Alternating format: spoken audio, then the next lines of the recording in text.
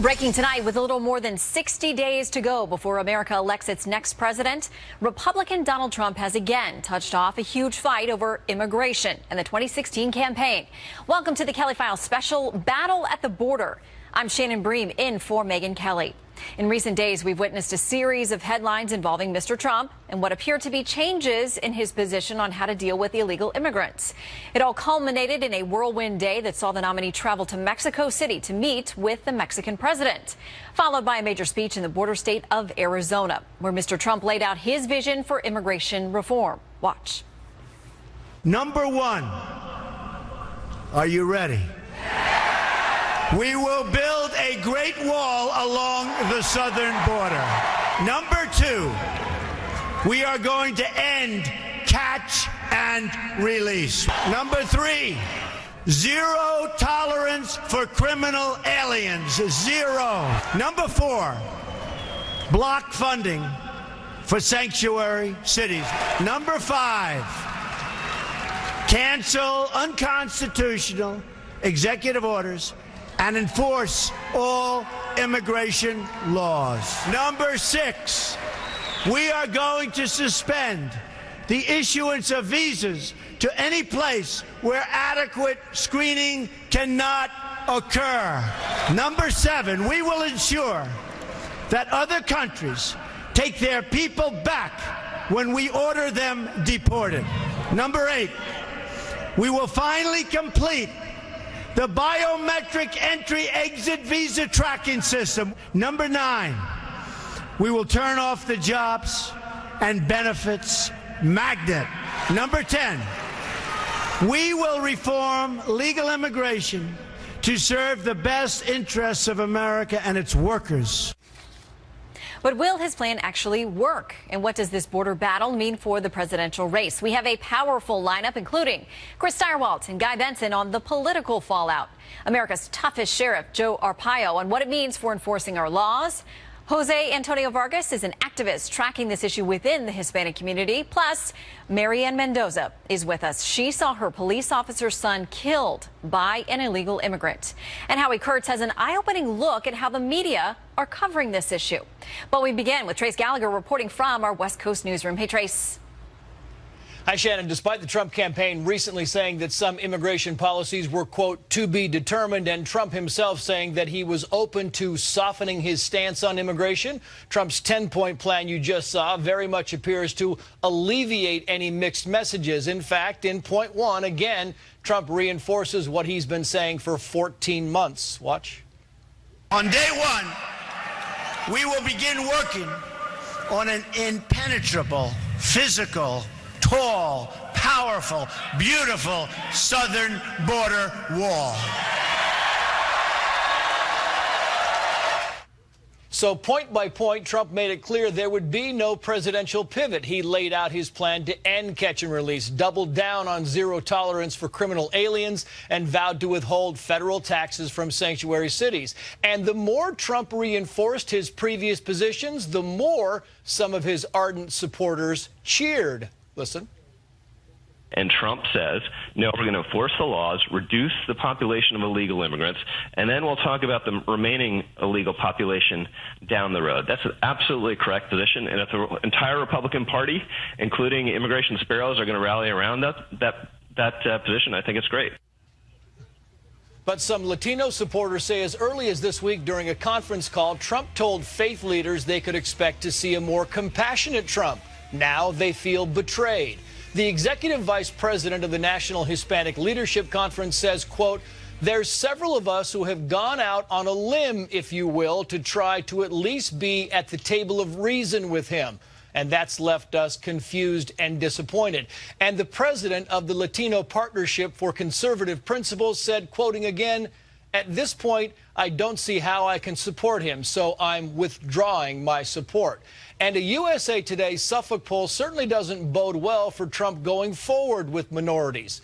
It shows Donald Trump is supported by just 4% of blacks and about a quarter of Hispanics. Additionally, 80% of African Americans view Donald Trump as racist. 60% of Hispanics agree. Shannon. Tough numbers to fight against. Trace, thank you.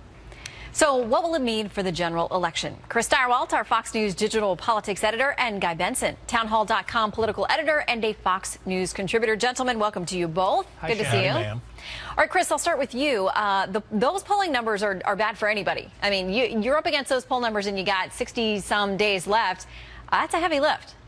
Well, look, here's a way to look at it. Donald Trump's doing about as well with Hispanic voters as Mitt Romney and John McCain did, which is not good, but it's not that much worse. The Republicans were already in extremis when it comes to the largest growing, fastest growing demographic group in the U.S. electorate. So it's not like he's doing worse there.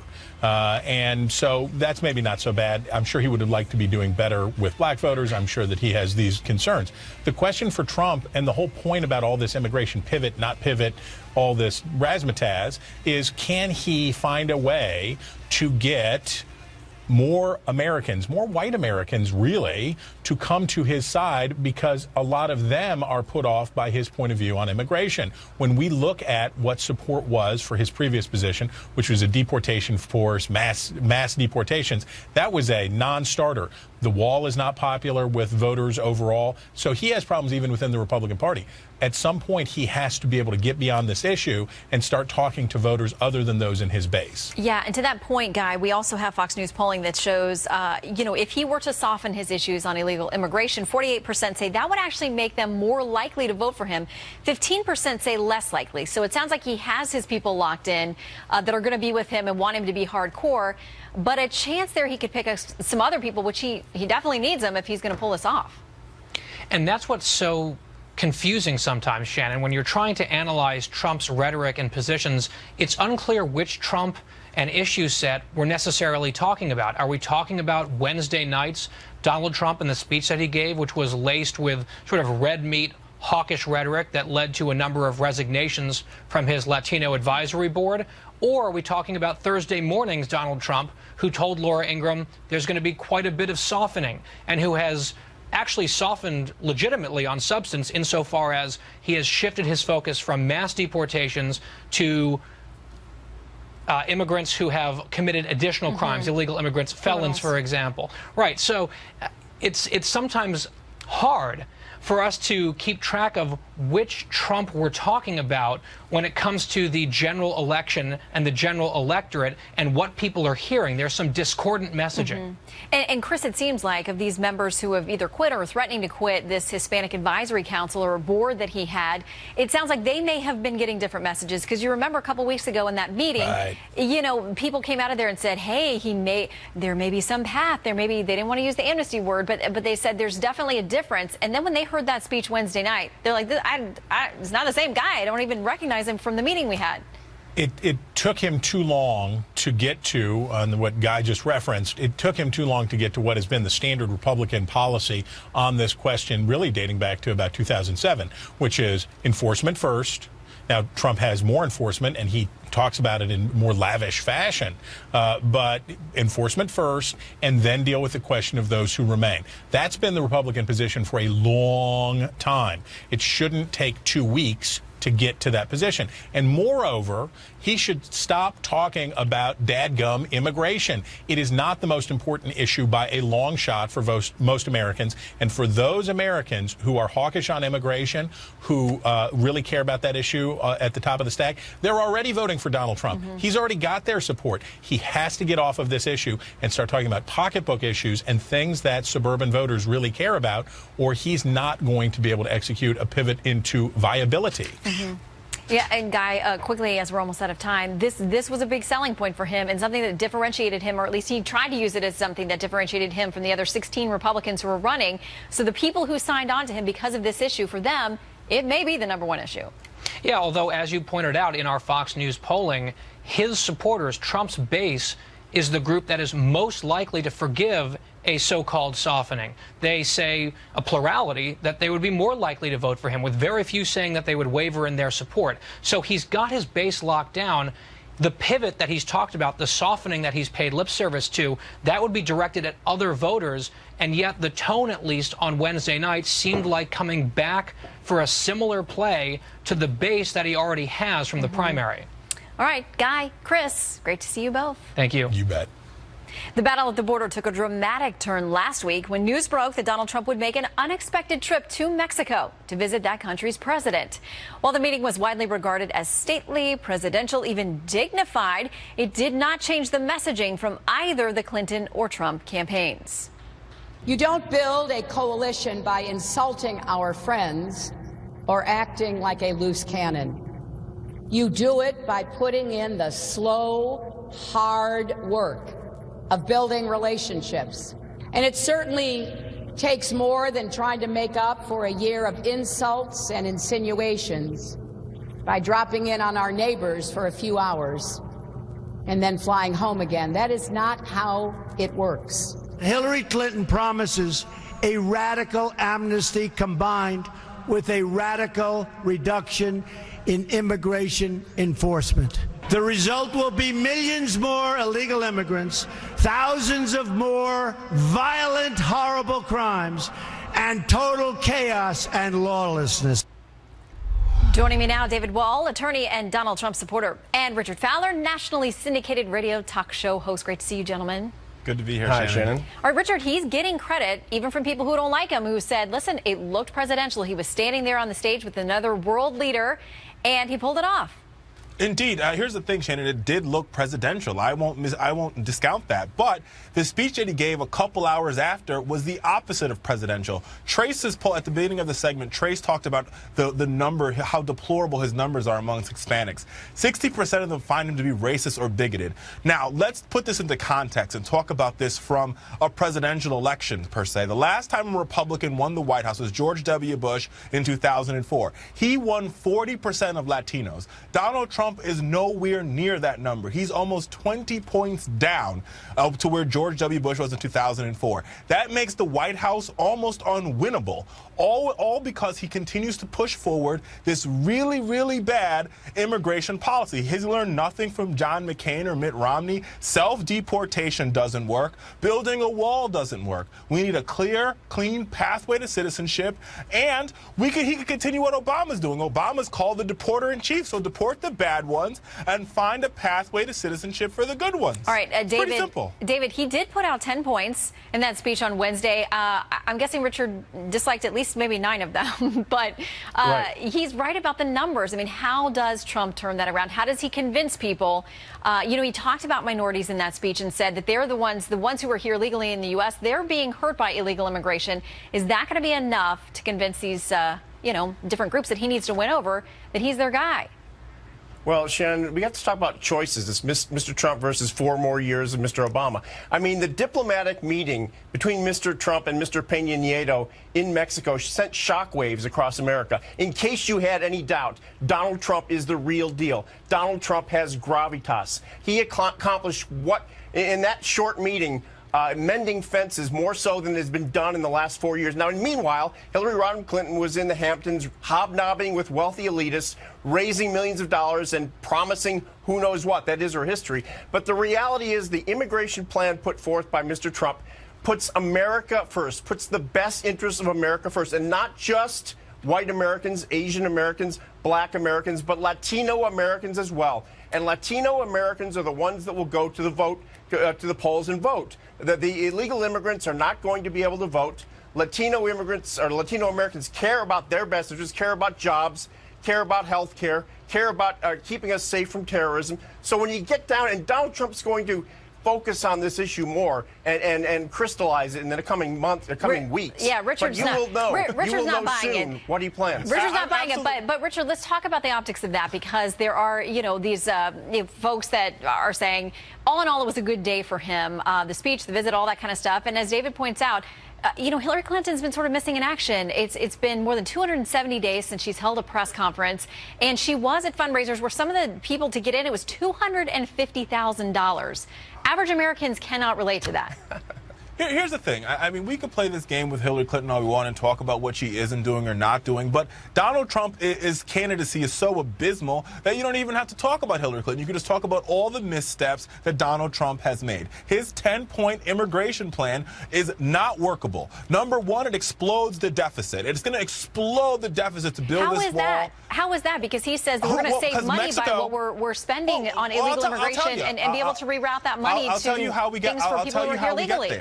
Building this wall will cost trillions of dollars. Mexico has clearly said they're not going to pay for it. They disagree over not that. to mention the fact that he said he wants to quadruple, or he wants to triple, excuse me, was the word he used, ICE border agents. That's going to cost more money. So for all the deficit hawks out there, Donald Trump will explode the deficit. Well, he says in his plan he's going to pay for it by cleaning up what we're spending on illegal immigration every year. We got to leave it there. I know we can continue this. Maybe we'll do it on pay-per-view. Maybe we'll continue on pay-per-view. All right? I like that idea. David and Richard, great to see you both. All right, we also have new fallout tonight from Trump's 10-point immigration plan. Does it mean the Republican nominee is taking back his early promise to deport illegal immigrants? The director of the Center for Immigration Studies joins us next. I call it extreme vetting. I call it extreme vetting. Our country has enough problems. When Donald Trump last week laid out his tough 10-point plan on immigration, some supporters cheered him for holding the line, while others were openly wondering what happened to his recent promise to ease up. Watch a little bit of what's played out over the last week or so. There certainly can be a softening because we're not looking to hurt people. We want people. We have some great people in this country. There will be no amnesty.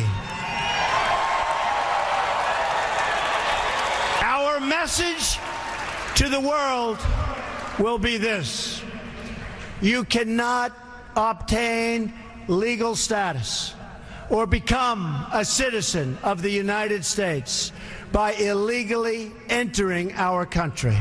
Joining me now, Executive Director at the Center for Immigration Studies, Mark Krikorian. Thanks for being with us tonight. Glad to be here. All right, what do you make of the different variations, the nuances of what we've seen on Mr. Trump's positions? Are you confident that he's landed somewhere that you're comfortable with and you think it sticks? I'm not sure nuances is really the right word for anything that Donald Trump comes up with, but what I think the speech that he gave in Phoenix on immigration, really what it did is return to the original immigration plan that he put up on his website something like a year ago, which did not have this talk of deporting all 12 million illegal immigrants in a short period of time. He made that up on his own, just off the top of his head. So it's not so much, I think, a softening, really, or a pivot, or whatever word they're using for it. It's really more going from a kind of amorphous level, a gut reaction that he was giving, at these big rallies, to a more thought out, organized, in this case, 10-point immigration plan that has a lot of detail to it, that's motivated by the same concerns. In other words, the goal to restore control over immigration, but is a real world thing, not this sort of gut reaction he had about deporting all the illegals, which no immigration restrictionist has ever actually proposed before. Well, why do you think he continues to get tarred and feathered, as it were, with that? The people who oppose him as critics and object say he's going to round everybody up. The reaction we heard from the Hillary Clinton campaign was he's going to break up families. And he, in their view, he's still moving forward on that path based, still on what he said Wednesday night. Yeah, they said all of that for, Romney as well. You know what I mean? So in a sense, any Democratic campaign is going to say that about any Republican. If Jeb had been nominated, or Marco Rubio, they would be saying the same thing. So I'm not sure there's anything Trump could do to avoid that sort of thing. But the fact remains, Trump goes out of his way to, encourage that sort of thing, or at least give an excuse for it. I mean, he is the one who said, that we're going to have deportation force that's going to, round up 11 or 12 million people in a period of a year or two. That was, frankly, kind of dumb. The campaign should have cleaned that up the next day. Instead, they let it just hang out there for months, and finally they did come up with a coherent, frankly, pretty, organized, real-world way, a set of policies to restore control, not just over the physical border with Mexico, but the whole immigration system. All right. Mark Krikorian, thanks for weighing in on this. Always good to see you. Thank you. Our next guest doesn't exactly see things in the same light. In fact, he has called Donald Trump a buffoon when it comes to the issue of immigration. That's not all. Javier Palomares is the president and CEO of the U.S. Hispanic Chamber of Commerce. He joins us now. All right, Javier, not a fan of the Wednesday speech? No, not a fan of the Wednesday speech. Listen, Donald Trump continues to harp on this issue. He created this dragon in 2015 so he could slay it in 2016. It's subterfuge. The United States Hispanic Chamber of Commerce collaborated with the George W. Bush Institute on a study that looked, it was a nonpartisan study that looked at immigration, and it found over a 5-year period of time that net migration between the United States and Mexico was a paltry 20,000 people over a 5-year period of time. For nations the size of Mexico and the U.S., that's practically zero. And by the way, it was 20,000 more people leaving the United States going to Mexico than leaving Mexico and coming to the United States. That's the data.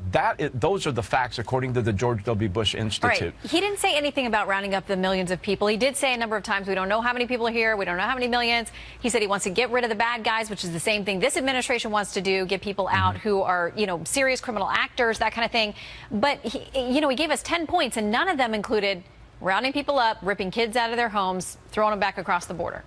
He made it clear to me that there was no amnesty, which says that he's going to mass deport 11 million undocumented workers.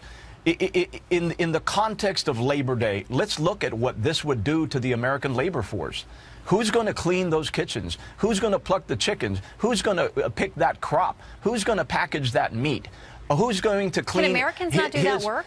Absolutely, and if they were willing to do it, they'd be doing it now. Well, and the people on the other side of this argument say that the depressed wages and the illegal immigration from people coming in here who aren't tracked and may not be paying taxes, likely aren't. When the wages are suppressed, why should they pay Americans $10 or $15 an hour to do that? The reality of it is, if Americans wanted to do that work, it would be done by Americans right now. There have been opportunities for that to happen. This is an economic issue. At the United States Hispanic Chamber of Commerce, we look at comprehensive immigration reform as an economic imperative for the continued well-being of this nation. There are literally millions of jobs being filled by these individuals. If they mass deport these individuals, who's going to do that work, and at what cost, and what is a downstream cost to the American people? By the way, to deport them is going to be about $400 billion, and it'll take about 20 years to get it done. Yeah, and I think Donald Trump is a threat to the American economy. He was clear that he's got a whole lot of other priorities before he ever gets to that discussion, so we'll see. And the wall is number one. We'll stand by. Javier, thank you so much. Thank you for having me. Coming up, Donald Trump promised to beef up our southern security, and we're going to hear from the Border Patrol Council on what that would take exactly. And then Sheriff Joe and Jose Antonio Vargas join me on the fallout from the front lines. We're also going to hire 5,000 more Border Patrol agents.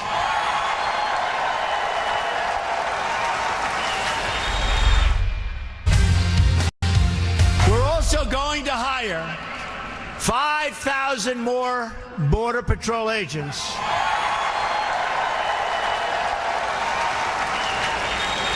Who gave me their endorsement? 16,500 gave me their endorsement. And put more of them on the border instead of behind desks, which is good. We will expand the number of Border Patrol stations significantly. That was Donald Trump during his fiery immigration speech last Wednesday night, talking about boosting manpower on the southern border and raising questions about how the agents on the front lines see this issue. Joining me now, Sean Moran, the vice president and spokesman for the National Border Patrol Council. Sean, thank you for joining us. Your reaction to what you heard from Mr. Trump?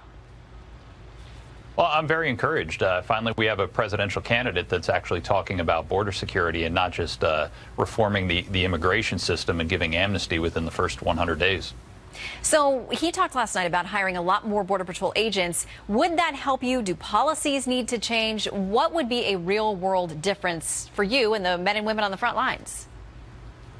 Well, it's really hard to say because right now we're down over 1,500 agents, and the Obama administration has refused to fill those positions.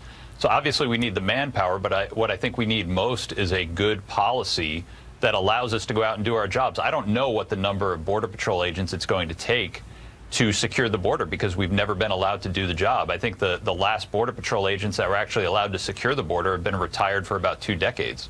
How tough is it for you and the men and women who are working out there? Because we do stories all the time about Border Patrol agents who get in trouble for trying to do the jobs they say and that they think they were hired to do, and including, in the last couple of years, a lawsuit by those who said we can't even do our constitutional duty and the oath that we took on the front lines every day. It's very difficult because we're being told that border security is a priority, but you see more exceptions to the immigration laws and cutting out entire sections of the law, welcoming people here, and it creates an imbalance. You see that with the Central American children. We're not taking that threat seriously, and we're on pace to exceed the numbers we saw in 2014, which were an all-time high, because the problem hasn't been dealt with, and it's been over 3 years now. Yeah, and that creates a humanitarian crisis that all of us have compassion towards people who are taking very risky paths and flights to try to get here. But again, without the magnet drawing them here, you have to question whether so many would be willing to take those risks. Sean Moran, thank you very much for joining us. Thank you, Shannon. Also with us tonight, Trump supporter and Maricopa County Sheriff Joe Arpaio, along with Jose Antonio Vargas. He is the editor of Emerging U.S. and founder of DefineAmerican.com. Great to see you both, Sheriff. It's very difficult because we're being told that border security is a priority, but you see more exceptions to the immigration laws and cutting out entire sections of the law, welcoming people here, and it creates an imbalance. You see that with the Central American children. We're not taking that threat serious. Along with Jose Antonio Vargas. He is the editor of Emerging U.S. and founder of DefineAmerican.com. Great to see you both, Sheriff. I will start along with Jose Antonio Vargas. He is the editor of Emerging U.S. and founder of DefineAmerican.com. Great to see you both, Sheriff. And we're on pace to exceed the numbers we saw in 2014, which were an all-time high, because the problem hasn't been dealt with, and it's been over 3 years now. Yeah, and that creates a humanitarian. And we're on pace to exceed the numbers we saw in 2014, which were an all-time high, because the problem, and it's been over 3 years now. Yeah, and that creates a humanitarian. With you, Mr. Trump made a lot of promises there, but you heard one of our guests earlier say, who's going to pay for it? Well, why Turkey? You have to stop this problem in the foreign country. You have to stop it in Mexico. You have to crack down in Mexico on the drugs and illegal immigration. Along with Jose Antonio Vargas. He is the editor of Emerging U.S. and founder of DefineAmerican.com. Great to see you both, Sheriff. I will start. 10-point plan, which, by the way, is a no-brainer when you really look at every item that he's talking about. But there's one thing that's missing, and 10-point plan, which, by the way, is a no-brainer when you really look at every item that he's talking about. But there's one thing that's missing, and it's sort of a personal thing with me because I was the director in Mexico City, head of the federal drug enforcement, and also the border. I can go on and on. Turkey. You have to stop this problem in the foreign country. You have to stop it in Mexico. You have to crack down in Mexico on the drugs and illegal immigration.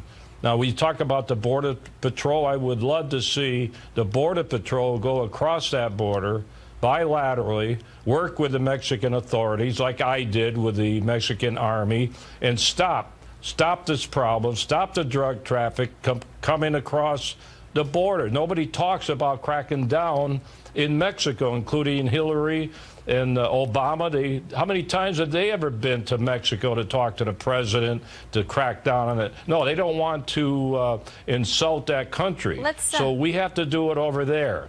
All right, let's bring in Jose here. I got to ask you, do you object to what the sheriff has laid out there about some cross-border cooperation, about very real problems? I mean, when Donald Trump was in Mexico and he talked with the president, they both talked about this traffic is going both ways and it's bad for both countries. By the way, there is no correlation. There is no study that's been done correlating violence with illegal immigration, right? Undocumented people like me are not causing more violence here in the United States. There's no study that has said that. Well, but I there have are to say, by the families way, there are families that we heard from who clearly their loved ones would still be alive had the person who killed them not been in this country illegally.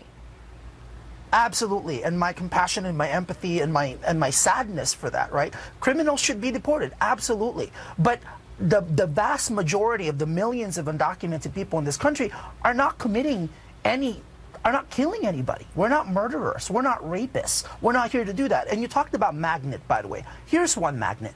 Why is it that we put a sign outside the U.S.-Mexico border that says keep out? And then 10 yards in, what do we say?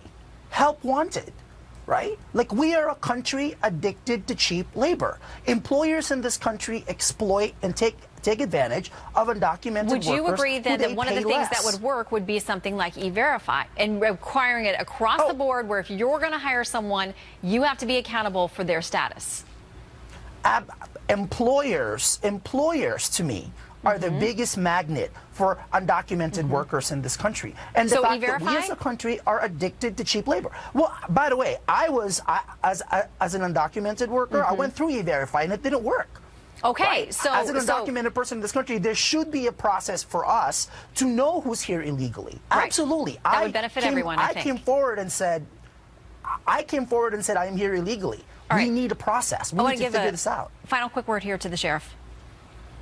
Well, you know, the wall is not just for illegal immigration. It's for the drugs destroying our nation, our young people. The heroin has been going on for years and years. Nobody seems to be addressing that problem. It's always illegal immigration. That's important. But don't forget where all the drugs are coming from, destroying our nation's inner city problems. I can go on and on. So let's talk about that. We got to leave it there, but that is something that Donald Trump and the president of Mexico agreed is a big issue, bad for both countries, and needs to be addressed. Sheriff, Jose, great to see you both. Thank you. Up next, family members of Americans killed by illegals gather to support Donald Trump on his immigration plan. And when we come back, we will talk with Marianne Mendoza, whose police officer's son was killed by an illegal immigrant. We're going to ask her about what she thinks has to change.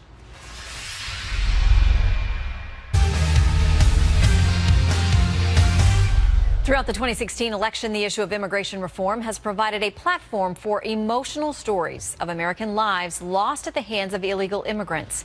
One of those stories is Sarah Root, and Donald Trump has recently been making her a household name. Trace Gallagher is on our West Coast newsroom with more on Sarah's story. Trace? Shannon, it was January 31st when Iowa natives Scott and Michelle Root got a late-night call saying their 21-year-old daughter, Sarah, who was celebrating her college graduation, had been involved in a car accident. When the Roots arrived at the hospital, they learned their straight-A student daughter had been struck by a street-racing drunk driver. Her spinal cord snapped, skull fractured, face swollen beyond recognition. Her parents were forced to identify her by a live, laugh, and love tattoo on her rib cage. Doctors put her chance of survival at 0, but the Roots kept her on life support long enough to allow her organs to be donated. Their nightmare soon became national news when the illegal immigrant driver who struck Sarah with a blood alcohol level 3 times the legal limit made bail. Even though Ezwin Mejia was charged with vehicular manslaughter and ordered back for screening, it didn't matter. He had fled the country. The Roots later found out he had 2 previous arrests for drunk driving, but did not show up to court for either of those charges. The judge who released him on bail for the death of Sarah Root wasn't informed of the earlier charges because Mejia didn't meet the, quote, enforcement priorities of immigrations and customs enforcement. Donald Trump is now highlighting Sarah's story. Watch.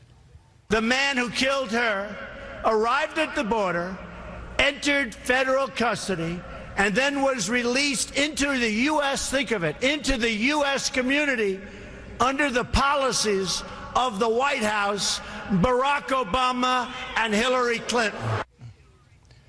The Roots are now pushing Sarah's law that calls for stricter detention laws. Mejia is currently on ICE's most wanted list. Shannon. All right. Trace, thank you very much. That story you just heard hits close to home for our next guest. In 2014, an illegal immigrant who'd been living in the U.S. for 2 decades was driving drunk when he took the promising life of Sergeant Brandon Mendoza. Now, Mendoza's mother is speaking out on immigration and putting her support behind Donald Trump. Immigration reform advocate Marianne Mendoza joins me now. Marianne, we thank you for your time. Can you tell us what it is like, first of all, to get the news that you've lost a child and to have the complicating factor that involves somebody who shouldn't have even been here, that had you been able to go back in time and that person never made it to this country or been deported along with previous criminal convictions and arrests, your son may still be here? Absolutely, he would be here. You know, I got a call at 3 o'clock in the morning from Afghanistan from a fellow police officer who was also in the National Guard, telling me my son had been in an accident, and my world came crumbling apart from that moment on. And Brandon was a spoke in my will that will never be replaced. The will never turn the same again in my family. But listening to some of your previous guests, I want to just say this. The Hispanic community that are Americans, I find it very hard to believe that they're offended and would call Donald Trump racist for standing up for people who are doing something illegally that Hispanic Americans have done legally. They've taken the time to become citizens the right way. And this program, this whole 10 steps that he outlined at his immigration speech is not only protecting them, it's protecting Americans. And we need to stop putting a division and saying the Hispanic people don't support him, the black people don't support him, he has little chance of making it. We are all Americans. And why is the media trying to further racially divide this country and make a point that votes from those people don't count? We are Americans, and we all need to stand up for the things that Donald Trump is doing to save every one of our lives and our children's lives and our country. Well, your son served our country in multiple ways, and we know that you are now fighting for his legacy and carrying on, trying to spare any other family from the same grief that you have suffered. Marianne Mendoza, we thank you for your time and for sharing your story. Thank you for having me. Up next, Howie Kurtz on the media's reaction to Donald Trump's immigration plans and whether reporters are treating both sides the same way.